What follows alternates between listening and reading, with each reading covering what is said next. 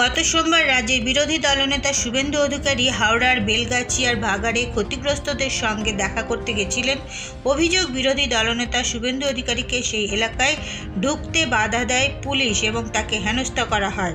এরই প্রতিবাদে মঙ্গলবার পশ্চিম বর্ধমান জেলা বিজেপির সহসভাপতি চন্দ্রশেখর বন্দ্যোপাধ্যায়ের নেতৃত্বে বিজেপি কর্মী সমর্থকরা দুর্গাপুরের ডিভিসি মোড় হয়ে সিটি সেন্টারে যাওয়ার রাস্তার ওপর টায়ার জ্বালিয়ে অবরোধ বিক্ষোভ শুরু করেন।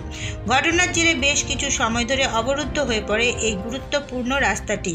পরে ঘটনাস্থলে পুলিশ পৌঁছে বিজেপি কর্মীদের রাস্তা থেকে সরিয়ে দিতে গেলে পুলিশের সঙ্গে বিজেপি কর্মীদের বাকযুদ্ধ বেঁধে যায়। পরে রাস্তা থেকে বিজেপি কর্মীরা সরে গেলে পুনরায় রাস্তা দিয়ে যান চলাচল শুরু হয়।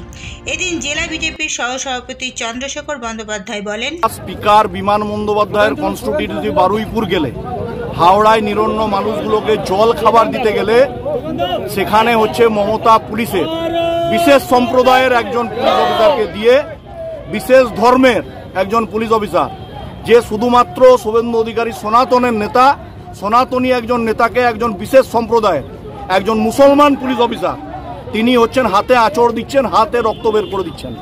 মমতা ব্যানার্জি লন্ডন পালিয়ে গিয়ে যদি ভাবেন রাজ্যটা মুসলমানদের হাতে ছেড়ে দিয়ে হিন্দু নেতাকে আক্রমণ করবে, আমরা এই মুসলিম তোষণকারী নেত্রী মমতা ব্যানার্জির বিরুদ্ধে এইভাবে পথে নেমে রাস্তায় নেমে আমরা এই স্টাইলেই প্রতিবাদ করব। এটা মমতা ব্যানার্জিকে দেখতে হবে। আজকে রাস্তা অবরোধ এই করেছি, দিদিমণি যেমন লন্ডনে গিয়ে পিছন দিকে হাঁটছেন, পিছনে হেঁটে সকালবেলা মর্নিং ওয়াক করছেন, আর আমরা বলছি বাংলার মানুষ সামনে হাঁটতে চায় আর আপনাকে পিছনে সরাতে চায়।